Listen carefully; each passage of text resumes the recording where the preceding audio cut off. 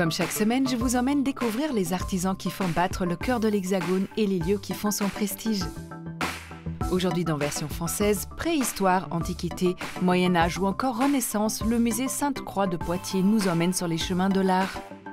L'artiste Agnès Debizet crée des œuvres évolutives et fantasmagoriques. Elles prennent vie entre ses mains, c'est notre invitée du jour.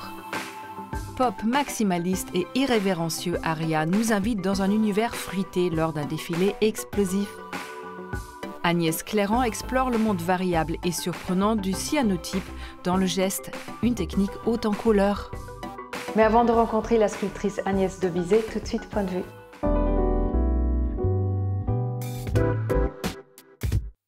C'est dans la ville balnéaire de Clacton-on-Sea, en Angleterre, que le street artiste Banksy frappe fort. Il réalise une œuvre représentant des pigeons sur un fil face à une hirondelle esseulée, faisant ainsi référence à la politique anti-immigration de la ville. Dérangé par ce graffiti, le maire ordonne alors qu'il soit effacé, avant de réaliser qu'une pièce pareille était susceptible de ramener de nombreux touristes. Il se ravise et invite alors l'artiste à revenir, une proposition qui restera sans réponse. Si pour certains, le blanc n'est pas considéré comme une couleur, Jean-Michel Pastoureau va nous prouver le contraire dans son ouvrage édité chez Seuil. Il retrace ici la longue histoire de cette teinte à travers l'Europe de l'Antiquité à nos jours. Il nous parle de symbolique, de pratiques sociales et culturelles, mais aussi de religion, de science et d'art. Pureté, virginité, innocence, sagesse, paix, beauté, propreté, autant de mots associés à l'histoire du blanc que l'auteur dépeint, de quoi en voir de toutes les couleurs. Si les frères Castiglioni sont connus pour leur design non dénué d'humour, ils s'illustrent à nouveau au travers de l'assise répondant au nom de Sella, selle en italien. En effet, ce drôle de tabouret rend hommage au Giro, une course cycliste italienne par sa forme et ses couleurs. Le rose fait notamment référence à la teinte du maillot que porte le leader du Tour. Et le caoutchouc est non sans rappeler celui des pneus. Même si vous n'irez pas bien loin en restant assis dessus, c'est un bel incontournable du design.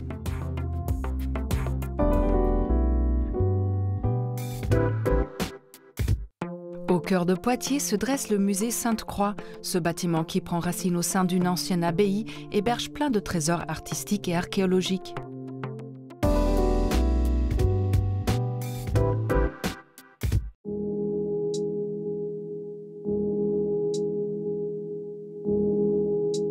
Le musée Sainte-Croix, en fait, c'est un musée pluridisciplinaire qui couvre toutes les périodes et puis toutes les disciplines artistiques. Ça va aller de l'outillage lithique de la préhistoire à la peinture ou la sculpture du XXe siècle, en passant par des vestiges de l'Antiquité, du Moyen-Âge, de la peinture ancienne.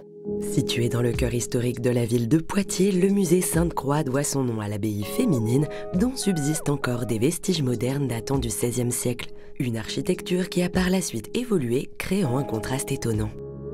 C'est une abbaye qui a subi un certain nombre de vicissitudes, qui a été détruite notamment par les Normands au IXe siècle et qui a été très réaménagée à l'époque moderne, au XVIIe siècle. Et donc, dans les années 70, après des fouilles archéologiques qui ont concerné le passé antique de la ville de Poitiers-Limonum, est édifié le bâtiment que nous avons sous les yeux aujourd'hui. Suite à un concours d'architectes, en fait, qui a été remporté par Jean Monge, qui était équerre d'argent, et auquel on doit cette architecture brutaliste, c'est le nom qu'on lui porte, qui a été reconnu patrimoine remarquable du XXe siècle du fait de sa singularité.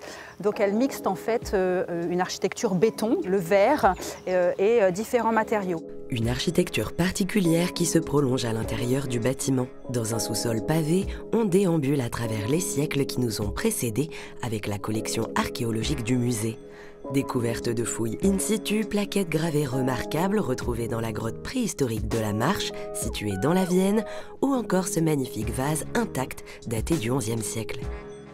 C'est un objet qui techniquement s'inspire de l'Antiquité. On a un verre bleu cobalt qui a été soufflé à la volée avec des éléments de blanc rapportés sous forme de pastilles et de filets. C'est vraiment un objet unique en son genre parce que c'est le seul exemplaire intact connu en Europe pour ce type de production. Donc voilà, c'est un vase qui a été préservé parce qu'il a été utilisé précisément comme reliquaire dans un édifice religieux et c'est pour ça qu'il est parvenu intact jusqu'à nous. Et c'est une des stars des musées de Poitiers. Le parcours avance et nous changeons de décor pour admirer l'architecture brutaliste et ses volumes où sont exposées la collection Beaux-Arts. Peinture mais également sculpture, le musée rend hommage à l'artiste Camille Claudel, dont il possède la 3e plus grosse collection publique du sculpteur. Camille Claudel proche de Rodin, le musée a imaginé un parcours où les œuvres des deux artistes se répondent. À la valse de Claudel qu'elle avait imaginée initialement, il faut imaginer que les personnages étaient envisagés nus à l'origine. Elle les a rhabillés pour la bienséance avec cette grande draperie qui lui donne aussi ce côté elliptique et très enlevé, avec cette idée d'instabilité. À cette œuvre peut répondre le baiser de Rodin, qui est présenté à côté, qui est un dépôt du musée de Guéret, et qui là aussi représente et pourrait s'inspirer de l'histoire justement des deux protagonistes et des deux amants, qui là en fait est une représentation d'un personnage issu de la Divine Comédie de Dante que sont Paolo et Francesca. Les beaux-arts, ce sont aussi des peintures et l'une des œuvres phares en possession du musée, c'est ce portrait de la danseuse Ida Rubinstein, peint par l'artiste américaine Romaine Brooks. Une œuvre réalisée dans des conditions particulières. Romaine Brooks commence l'œuvre au moment de leur relation et va la terminer à partir de photographies où elle représente justement cette Vénus à l'anguille un peu traditionnelle à la façon justement des œuvres notamment du Titien. Et on retrouve là la grâce qui avait fait justement la notoriété d'Ida Rubinstein avec, disait-on, ses jambes interminables, mais qui est aussi vue comme à l'époque, nous sommes là en 1916-1917, comme le déclin de l'Occident justement avec les prémices des conflits qu'on va connaître et des années noires qui vont s'en suivre. Un musée riche de plus d'1 million de pièces constituées au fil des années, d'abord par une très importante cession de la Société des antiquaires de l'Ouest et un peu plus tard du legs d'un collectionneur privé qui constitue le socle des collections Beaux-Arts et Arts Anciens. Un parcours qui fait défiler les siècles et nous fait également lever les yeux pour admirer le bâtiment qui lui aussi est une œuvre d'art.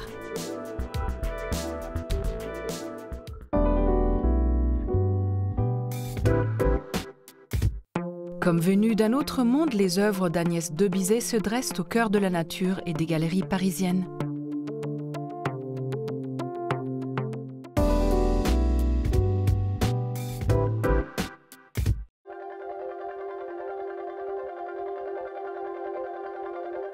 La première rencontre avec la Terre, ça a été une matière d'une évidence absolue. Sa plasticité, c'est un peu comme un corps qui respire. Le fait de partir du vide pour construire des choses qui peuvent être énormes avec. Je suis tombée amoureuse de ce matériau. Agnès de Bizet est sculptrice céramiste depuis plus de 40 ans maintenant. De ses mains jaillissent des formes singulières en grès appartenant à l'univers du rêve, de l'étrange, du surréalisme parfois. Tout commence par la technique du colombin qu'elle doit adapter aux échelles quasi surhumaines de ses œuvres. Ça, et on monte comme ça, on barbotine, c'est-à-dire qu'on met la barbotine, c'est de la terre diluée dans l'eau, on fait ça, on colle avec la barbotine et hop, on monte comme ça. Donc moi je fais pareil, mais au lieu de mettre du colombin qui me fait 10 mm de diamètre, ben, je fais un truc qui fait 50 mm de diamètre à peu près. Voilà, donc c'est ça.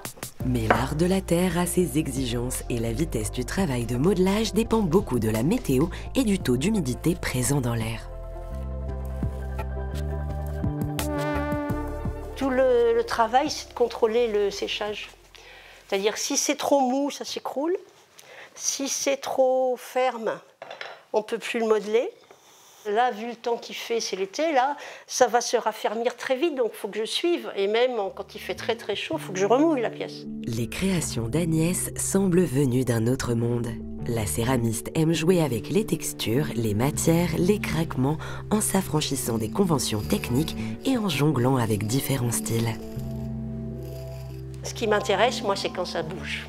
Quand ça se métamorphose, que ça passe d'un univers à l'autre, l'univers minéral à végétal, très organique à géométrique, du moment que ça bouge tout le temps. Pour ça, c'est un côté rigolo, mais c'est pas que rigolo. Il y a vraiment la notion de quand on change de forme tout le temps et qu'on se garapate, on ne peut pas être emprisonné. Ces formes en constante évolution ou mutation se déclinent aussi en objets fonctionnels. Lampes, tables, chaises à l'apparence organique, elle propose à la vente une partie de ses sculptures dans des galeries d'art déco où ses œuvres sont exposées. Le mélange de la céramique avec l'aluminium marche vraiment super bien. Tu étais en écriture intuitive. Oui, mais alors je crois que là, comme je suis en train de développer ça en ce moment, c'est vraiment le but. L'animal, il fait un peu ce qu'il veut, mais il faut que la main soit libre. Et ça donne des personnages étranges. Hein. Agnès remplit le vide de sa création. C'est-à-dire que si vous laissez Agnès dans un endroit vide avec un four et que vous revenez 3 mois après, ça sera rempli de tout ce qu'elle est. Mais ce qui caractérise le travail d'Agnès, ce sont surtout ses installations sculpturales aux dimensions monumentales. Des sculptures modulaires destinées au grand public, comme sa dernière en date, l'Espèce rouge.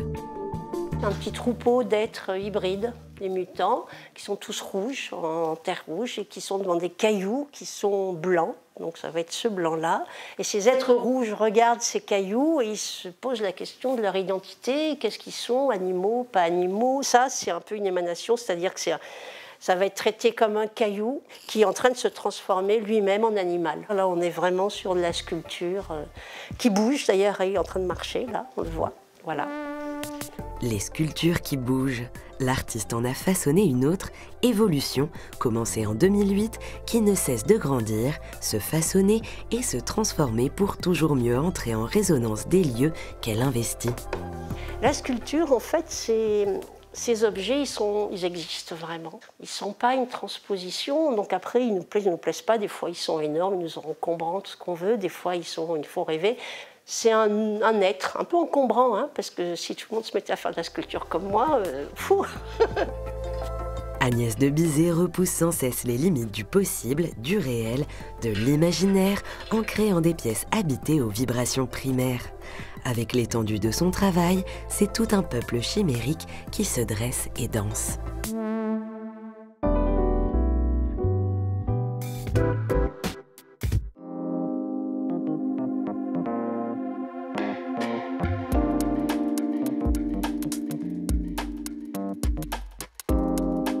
Bonjour Agnès. Bonjour Katharina. Agnès, cela fait plus de 30 ans que vous avez fait la rencontre avec la Terre lors des ateliers de soir de la ville de Paris. Qu'est-ce qui vous a plu dans la matière et qu'est-ce qui continue à vous plaire dans cette matière? En fait, je ne sais pas, ce qui m'a plu, c'est beaucoup plus primaire ce qui s'est passé. C'est-à-dire que j'ai pris la Terre et puis j'ai fait un objet tout de suite et il y avait une espèce d'évidence sur la maîtrise de ce matériau. Et je m'étais dit, il faut quand même que tu essayes autre chose. Et j'étais allée voir un tailleur de pierre, enfin sculpteur sur pierre, qui était pas loin, et j'ai fait un stage. Et puis, au bout de 3-4 jours, je rentre dans son atelier où il y avait des blocs dans le jardin, et j'ai eu une espèce d'asphyxie. Et je me dis, arrête, il faut partir du vide. C'est ça que tu supportes pas. Et donc, je pense que dans la terre, ce qui me fascine part de rien, et on construit dans le vide. Vous avez une façon d'aborder vos sculptures qui sont mi-animales, mi-hybrides. Elles semblent venir peut-être du futur ou alors de très loin, de venir d'un temps primitif. On ne sait pas réellement, mais elles ont une présence. Et comment vous la décrirez, vous, cette présence? Je ne sais pas. C'est compliqué? Un jour, j'étais chez moi, c'est pareil, il y avait une expo à l'atelier, et il y avait juste 2-3 grandes sculptures. Et j'étais là et je les regardais, je me dis, mais d'où qu'elles viennent? Et donc il y a une espèce de distance qui se passe sur ces objets qui viennent de moi, mais en fait, en même temps, une fois qu'ils sont faits, qu'ils sont posés, en plus le fait qu'ils soient un peu plus grands, ils sont posés dans l'espace et ils ont une vie à eux qui est assez étrange. Vous faites aussi des choses entre guillemets utilitaires, c'est-à-dire vous faites des meubles, des chaises comme il y en a derrière nous, des lampes, et vous travaillez pour ça avec des décorateurs, des architectes. C'est quelque chose que vous ne faisiez pas avant et que vous faites maintenant. Comment se passe cette collaboration? Oui et non. En fait, ma première pièce, ça a été une bibliothèque. C'est-à-dire que quand j'ai fait la terre, dès le début, j'ai fait mes meubles. J'ai fait beaucoup d'installations très sculpturales dans des lieux, mais économiquement, c'est quand même difficile. Et donc, j'ai eu l'opportunité de rencontrer une galerie d'art déco, un genre de galerie où je n'aurais jamais mis les pieds. Et à partir de là, il y avait une sculpture qui les intéressait beaucoup et ils me demandaient d'en faire un pied de lampe. Là, mettre un abat-jour sur une sculpture me semblait une aberration. Mais en fait, ça a ouvert un circuit économique. Et puis, petit à petit, ça a ouvert des tas de possibilités artistiques. Agnès, la céramique a cette particularité, comme il y a une double cuisson, de se déformer, de se réserver toujours des surprises, des inattendus. C'est quelque chose que vous accueillez avec bienveillance, avec envie, ou c'est quelque chose que vous craignez un peu? Non, avec bienveillance, non.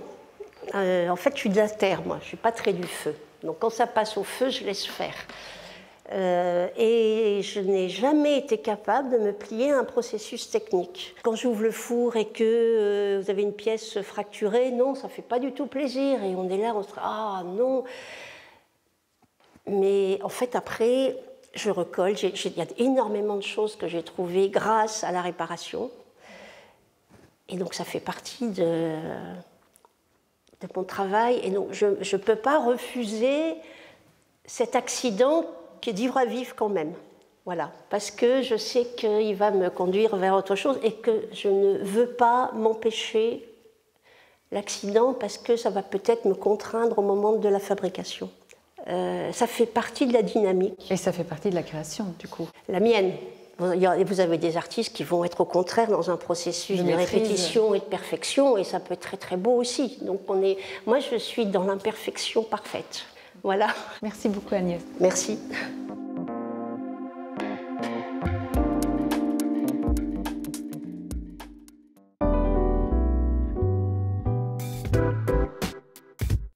Area explore la symbolique du fruit à travers l'histoire de l'art dans une collection maximaliste et humoristique, à découvrir dans En Mode.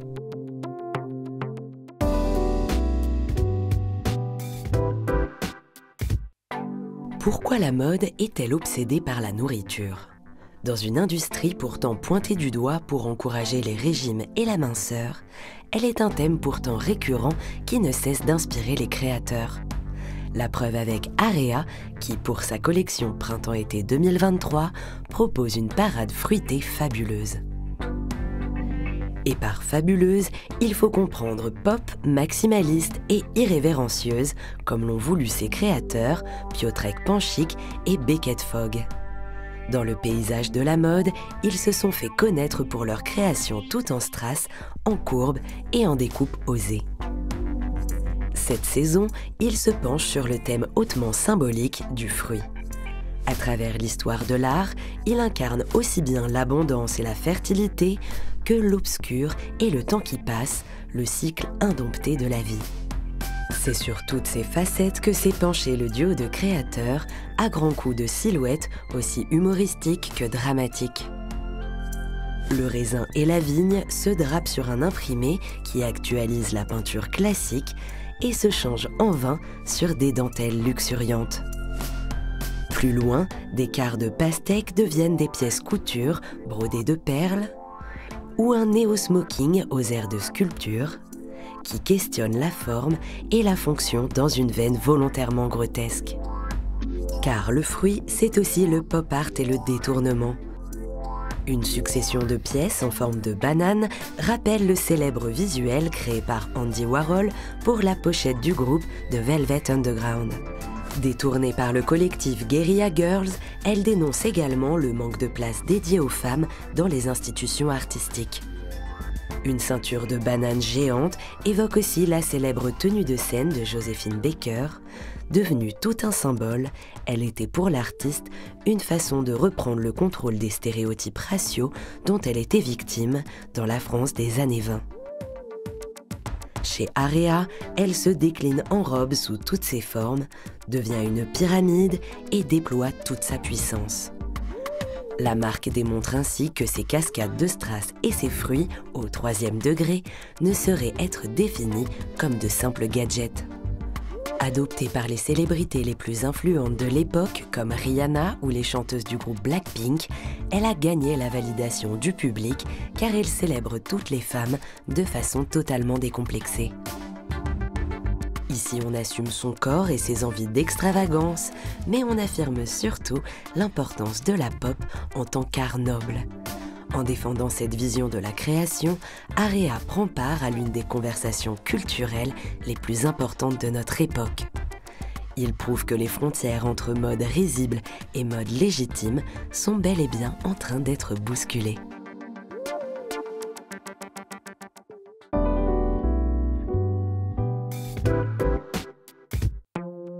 Les végétaux laissent leurs empreintes dans les créations d'Agnès Clairon. Elle nous emporte dans le monde azur du cyanotype dans le geste.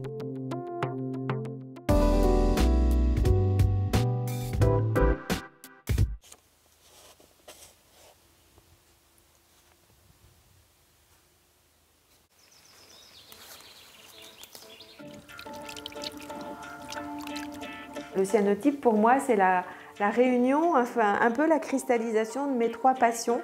C'est-à-dire que j'aime beaucoup les très beaux papiers japonais. J'ai toujours aimé la photo. À 18 ans, mes parents m'offraient mon premier appareil photo. Et je n'ai jamais que photographié la nature. Donc, le cyanotype, c'est la réunion du papier japonais, de la nature et de la photo. Longtemps propriétaire d'une boutique de papier japonais à Poitiers, Agnès Clairon a découvert le cyanotype, ce très ancien procédé photographique qui permet d'obtenir un tirage bleu cyan grâce à une solution photosensible. Elle s'y essaye à la fin de l'hiver, qui est une période qui semble peu propice à la pratique à cause du faible taux d'ensoleillement, mais lors d'un essai, quelque chose se passe entre Agnès et son médium. Et de là naissait son amour pour la pratique. À un moment, je me suis dit, ok, alors c'est super, mais là, il va falloir qu'il se passe quelque chose parce que je m'ennuie. Voilà. Et effectivement, il s'est produit un accident. Chaque cyanotype est devenu différent, avec des effets surprenants, des choses que je ne contrôlais plus du tout. Et je me dis, ça, c'est chouette. Voilà. Et donc, le cyanotype intuitif est né. Et ce cyanotype aujourd'hui, qui est un cyanotype vraiment dans le lâcher-prise, parce que quelqu'un qui fait du cyanotype peut contrôler les UV, le temps d'exposition, le pH de l'eau. Moi, je fais des cyanotypes que je peux laisser exposer une semaine entière, à la pleine lune, par jour de pluie. Loin de l'envie de contrôler tous les éléments, Agnès s'est approprié les techniques de création d'un cyanotype dans une démarche plus spontanée et proche de la nature. D'abord, elle choisit ses fleurs ou plantes au gré de ses trouvailles dans son jardin ou en forêt, puis elle cueille chaque fleur sauvage en conscience. Elle choisit ensuite le papier avant d'y appliquer une solution photosensible. Alors, le processus du cyanotype, c'est de poser un produit photosensible sur son support dans l'obscurité totale. On doit laisser sécher le produit sur le support. Et on fait son cyanotype seulement quand il est sec, le papier. Moi, en fait, je me suis dit, je peux pas, j'ai pas le temps. Donc, en fait, aujourd'hui, mes cyanotypes, je les fais alors que c'est encore mouillé. Et comme souvent mes stages sont en pleine nature, en forêt, on est à la lumière du jour et ça fonctionne autant. Agnès appose ensuite délicatement ses fleurs fraîches pour créer sa composition, puis place chacune de ses œuvres dehors pour les laisser sécher à la lumière extérieure. Certaines sécheront 10 minutes, d'autres 24 heures, voire une semaine. Un temps de séchage qu'Agnès aime observer. Les transformations sont assez incroyables, c'est-à-dire que le papier change de couleur toutes les minutes, même des fois toutes les 30 secondes, il y a une variation. Et quand on décide de rincer, la couleur qu'on obtient au moment avant le rinçage n'est pas la couleur définitive du cyanotype. C'est-à-dire que tant que la fibre est humide, le papier change de couleur. Vient ensuite le temps du rinçage. Pour rincer, je vais enlever les plantes. Il faut faire attention à ce que le papier ne voit pas le soleil, parce qu'en fait, sous la plante, le produit n'a pas réagi. Donc il faut faire attention d'être à l'ombre pour cette étape. Et donc ensuite, je l'immerge dans l'eau. On sait que c'est rincé quand il n'y a plus de jaune sous les plantes. Voilà. Et là, il va foncer. Et là, il est très clair. Il va falloir attendre 48 heures pour qu'il ait le vrai bleu. Le bleu cyanotype, le bleu cyan. Depuis plus de 10 ans, Agnès crée des cyanotypes qu'elle vend et expose dans des galeries françaises et récemment, ses créations ont pris un tournant inattendu. Elle fabrique des tambours chamaniques dont la peau de chèvre de l'instrument est un cyanotype. Le procédé reste le même, le chemin plus long, mais la résonance avec sa démarche en pleine conscience encore plus vibrante.